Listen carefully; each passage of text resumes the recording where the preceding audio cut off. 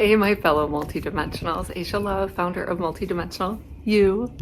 So in this next vlog and this continued conversation on the divine complement, what has become really clear to me as I've been traversing these last few weeks is that the conversation well in the context of human relationships, and that's very important because that is a fundamental building block of our civilization. It's kind of the way that we put our reality together in a lived, shared experience. It turns out that where I'm being led, and this will come as no surprise to those of you who followed me for any length of time, to a much larger scope for higher love. And really what we're talking about is a higher love embodiment. So yes, absolutely, higher love in relationship, but really as an outgrowth or like the out emanation or the outplaning, just the end result of an inner reconstruction, an inner reconstitution, an inner refractalization was a word used in a client session. It's like refragmentation, putting our fragments back together in a way that is much more clean, balanced, and harmony. Harmony is the word they're honing in on. And aligned for what our soul wanted to be, but not in, so, I talk an awful lot about alignment with soul purpose here. I've been doing that work. I'm the alignment specialist. They call me in when you're kind of like outside the scheduled time frame of when your soul wanted to click that next gear and put yourself back together, right, into greater wholeness and expansion and expansive states. So for sure, we're talking about greater love, higher love in relationships, in your soul purpose work, but all those are secondary out expressions of the higher love embodiment reclaimed here. This is the higher light quotient, and now we're going to introduce higher love quotient. So if the foundation of all is love, which it truly is, unconditional love, and won't get into the physics of it, which kind of is a little still outside of our known physics, then the work that we're being asked to do, the journey, the inner journey that we're being asked to undertake, is one that is absolutely in alignment with, and I would even venture so far as to say in service to, a higher love. A higher love what? A higher love embodiment. And then this is all the work I've been doing for the better part of 15 years. Higher love alignment with your soul purpose work on the planet, right? Many of you, again, metaphysicians like me in different ways. Doesn't necessarily have to look like the way I do it. Higher love, of course, relationship, divine complement. Higher love balance between the masculine and the feminine. I'm still working on that. I catch myself in the morning just, woo, ready, like mental and go and fast. And some of it was a neural net that got laid down from the time I was young when I woke up and, in my household, the radio was on at 6 and it's very cerebral. And then we're off to school and it's learning all day. And then we're sports, go, go, go, right? There was very little yin, feminine restorative time built in, and so it's not really a part of the neural net that has been developed. So I'm finding myself just building in a lot more, okay, when you walk to the car, do it slowly. When you get dressed, do it joyfully. When you make your food, do it consciously. Not just mindful and slow, but like, let's put the joy in, that whole lemonade from lemons thing, right? So as I follow my inner directive to bring this conversation out to the world and this work, what's become really clear is that there are levels of shadow, wounded motivation, unconscious motivation, distortion, influences within our own ecosystem, multidimensional ecosystem of just, let's call them human parts, right, in different aspects that are, I was saying 3 layers back, 3 curtains back, and now I'm kind of like, is it 3,000? Some of the work that we're doing is like a reflection of a reflection of a reflection, right? And almost like the way mirrors will reflect, and you can have the optical illusion of being really far away, when in reality it's just based on, yeah, that's what I'm being told now to talk about, is the way that a prism works to distort light. And fundamentally, if we were to reduce what we are doing as conscious beings of light in a human, dense, fractal form, we, those of us in this conversation here, are very interested doing something a lot like this. That's, they're telling me to pull the Roomie card I pulled out. Something like that. So there's the human in the center, the human physical form, and then look at the radiance that we are reclaiming, right? Yeah, just talking about it makes you light up like a light bulb. We're gonna move some energy. So just take a few deep breaths there. Yeah, I'm just helping move some energy, clear out the field. There we go. Use your breath to expand your heart in all directions. Yeah, there we go. And start to reclaim this human vessel with the consciousness of light that you are. By the way, I can hear some of you curious. This is the dissolving light, card number 3. Trust in your changing perspective and perceptions. Don't hold on to what you once believed or thought to be true. Allow yourself to be shown another version, another way of perceiving. There's more, but that's the Roomie deck for those of you who don't know it. Feels like where the conversation is being directed is into the physics of inner refractalization. So you may think of your lived expression as a human in terms of a mirror that is fractalized and reflects light in a kind of a disjointed, bit of a jarred way. Kind of like when you look at a mirror and there's a whole mirror and it's reflecting back and you get a true reflection-ish versus if the mirror were cracked. And so now we have set about a time in this healing renaissance of identifying, finding the fissures, the cracks that have fragmented our consciousness in a way that is not true to who we actually are, which is love. So we go about finding all the fissures, cracks, and fragments and start to bring them back together in a way that is reflective of the greater I am presence.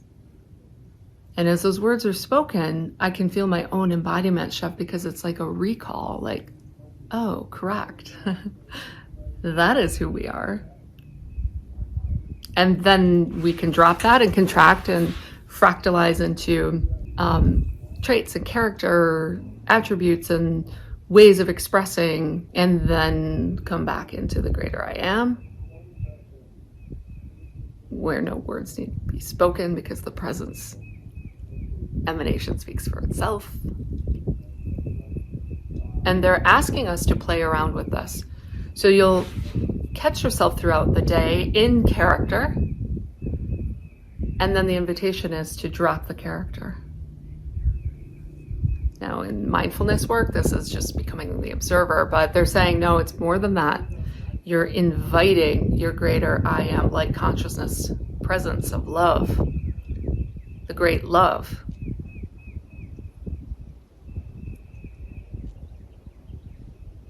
It's very transformative. What I'm being shown is it's shifting the reality that seems external, and it's bringing greater coherence through.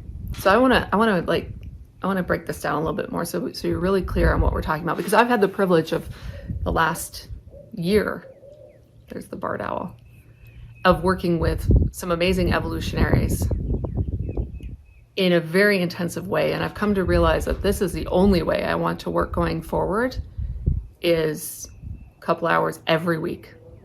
And it feels like 2 years goes by between weeks. I mean, time is very different now. And in this process of doing this kind of deep, intensive, consistent work, what I'm finding is we're able to go deeper and deeper and deeper and peel these layers and get to much deeper layers that, kind of like the analogy would be, the masseuse can't go right into the deep tissue right away, right? We'd be like, right? There has to be this warm up, the massaging, and then finally getting down to some of the deeper layers that the ego identity construct, frankly, is just too threatened by going in too hard, too fast. I've experienced it myself because I've done this work, I had help doing it, and now paying it forward and helping others with it. And I watch where there has to be this workup. And the more that we can say, okay, I'm all in, I want to see my shadow, I want to understand the parts that might be hijacking me, I want to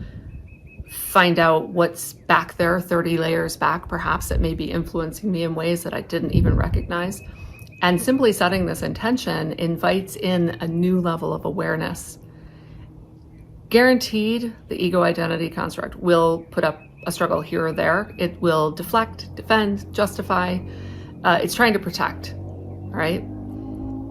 But if we can really work with that and get it to come on the team and be a team player, so to speak, and find harmony within, this beautiful multidimensional ecosystem that we are, we'll start to learn how to work with it so that it becomes an asset. And those fissures and those fragments and the kind of that broken mirror that doesn't reflect the truth of who we are, which is love incarnate, that all begins to heal, become whole. And this is a powerful new place to move out in the world. And this is where the line has always been, your greatest contribution is your own healing. It's your own inner alchemy. And so all of this healing within then becomes the expression without, and the world becomes a different place.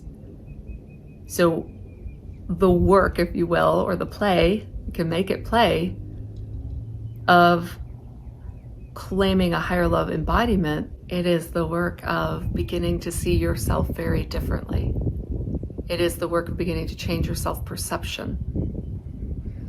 And it does begin with being willing to look at some of the ugliest, quote unquote, parts, meaning the parts that are in the most pain. So those would be the parts that don't want to look in the mirror. And I'm being asked to zoom way out, back out to like, why? What's the why? Why do any of this?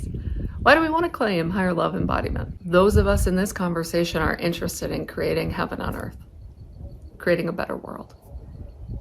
The only way to do that is within. And the shift within, expressed without, changes everything. You cannot reverse that order. You cannot say this is wrong out there and we have to fix it out there without doing it in here first.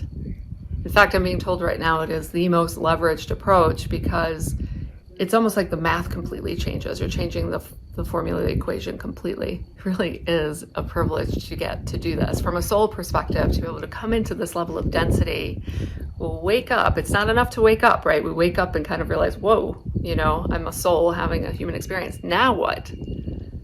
Right? We can all kind of, can I get out of here? Where's the exit button, right? I know many of you have been there. And then when we really kind of roll up our sleeves and go, okay, I'm in here.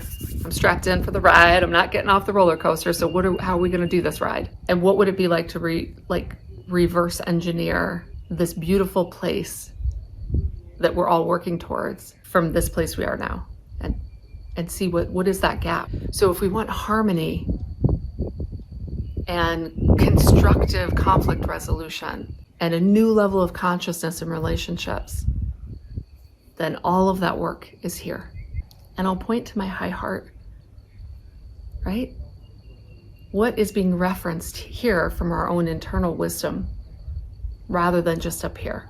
So kind of flip these, right? This is so mind dominant, flip it and allow this heart wisdom then to lead and inspire the mind, and allow the mind then to be that faithful servant to the heart. And here's what this work is not. It's not a bypass, spiritual bypass. It's not conflict avoidance, right? It's authenticity and honesty, being willing to be honest with oneself about the ways in which we may still be in our own way. We may be the kink in the hose, we may be stuck in a victim trap, we may be attached to a story, we may be deflecting and justifying, we may be in wounded motivation. It's kind of a whole consortium of learned behaviors that we inherited as part of our walk on planet Earth. And now that we're waking up, we can become more conscious and go about the daily mindful work of how am I showing up and why? What is motivating me? And where am I getting stuck? Where am I still projecting? Where am I still rescuing, trying to do for others what they really need to be doing on their own as a way to get value for myself? Where do I become aggressive out of fear? Where do I become submissive out of fear? Where am I out of alignment with my truth? What am I still holding back on? What does my heart yearn for that I am denying myself out of old stories or limiting beliefs about what is or is not possible? So this is all of the work of self-liberation that leads to a higher love harmonic, because that's who we are. Underneath all the distortion and density, we have always been love. And so it is not something we need to attain out from outside of ourselves, it's something simply are allowing to express itself unfiltered and unfragmented from within. And then the two places in a human life or walk where we can really test out this new higher love harmonic are absolutely aligning with your soul purpose and, your work, especially if you're going to launch your own business. There's no greater spiritual platform in some ways. And in relationship. And relationships of all kinds, of course, with our children and shifting those, and friends and colleagues and everyone that we relate to. I'm being told right now, especially the people we will have judged as being inferior to us, that's a huge shift for many people at this time. But expressly, the one that many of you have written back in the polls and the questions I asked around divine complement. What is this new divine complement relationship? What is possible? Well, it begins with an honest assessment of how we were raised, directly, indirectly, right? There was spoken guidance, and then there was a lot of unspoken, just nonverbal, the way it was shown from grandparents and parents. And to just take an honest account of how functional or dysfunctional were those dynamics. Or maybe they are, right? They're still ongoing for some. Codependency, can't be directly assertive, so passive aggressive, outright aggressive, lots of hierarchy. If I'm winning and you're losing, right? It's a zero-sum game. A lot of wounded motivation and shame. So it's that kind of just very open-minded, honest assessment. It's not about blaming or judging. It's just the facts, please. What was motivating entire generations before us? Another huge component to claiming higher love harmonic is the self-love component. So I've taken up a habit of listening to every love song through the lens of, this is a song from my higher self to me, and vice versa. And I will tell you, it is a game changer. The love that I feel, it can go from, love songs are like the other one out there, and you can go from kind of longing like, oh, a person, to this deep, deep soul connection with yourself. You have yourself first and foremost, always. What if we taught our children that their first great love will always be themselves? Imagine, I can feel it. I can feel how different that energetic is. When two children who've grown up that way come together and recognize themselves in one another, rather than you complete me and I need you to love me because I don't love myself. My cup is already overflowing, your cup is overflowing, and here we just overflow together. I've been told you cannot begin to understand what this will feel like, and I understand that because I can sense it. I'm like, this is just something completely different that is very rare to behold. This is also very different than, I don't need a relationship. It's not that. It's much more, I have reclaimed a higher love harmonic within myself and my source sovereign self, and I am overjoyed to share that and express that and mirror that with another, and to find still the rough edges, because there will still be them. We can only do so much on our own, right? We need the mirror to show us, you reflected some of that. And this is happening all the time, whether people are aware of it or not, right? We're all reflecting and mirroring back, but we often don't see it for what it is. But in this kind of conscious, divine complement relationship, wow, this is like next level alchemy. And that's the point I'm being told, is the alchemy.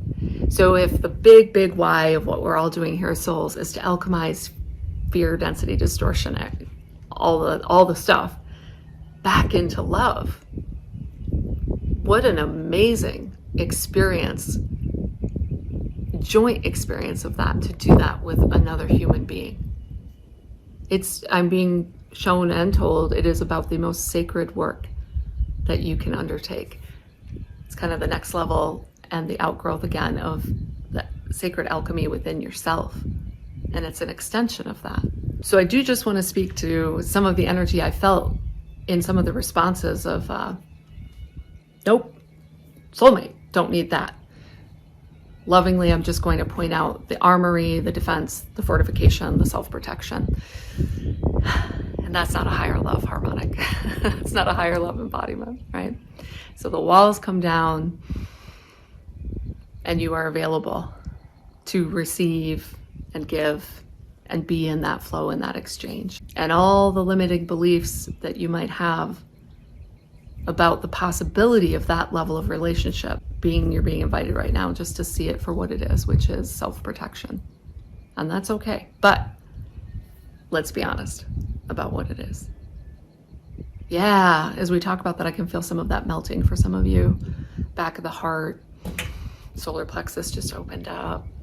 Beautiful. So as we wrap up this conversation today about higher love, I hope it's inspired you. I hope it sparks some of your own inner remembering. And what's become clear to me is that I am meant to continue working in this very in-depth, personal and private way, one-on-one with people going forward. This is absolutely my preferred way to do work, this deep excavation work. It's amazing what can happen in just 5 short months of doing this deep, weekly inner excavation work. So if working with me in this way speaks to you, I currently do have 2 openings in my schedule for 2 new people to begin this deep dive. There's a link below. You can read a little bit more about it, feel into it, fill out an application if it speaks to you. Feedback I've gotten from people is that it's been priceless. There's no way, they told me, they would be able to find and see this level of shadow without support. And I know, because I had support to do my walk. You know, at the end of the day, what I'm seeing is kind of like what I've seen throughout my work over the last 15 years, is that people are enjoying a much truer, kinder, authentic, honest, clean, joyful, and more loving version of themselves, expression. Thank you for everything that you do to shift into a higher love harmonic on the daily. It does make a difference. I love you all. If this resonated, if you have more questions or thoughts or want more clarity on something, drop a comment below. Love you all.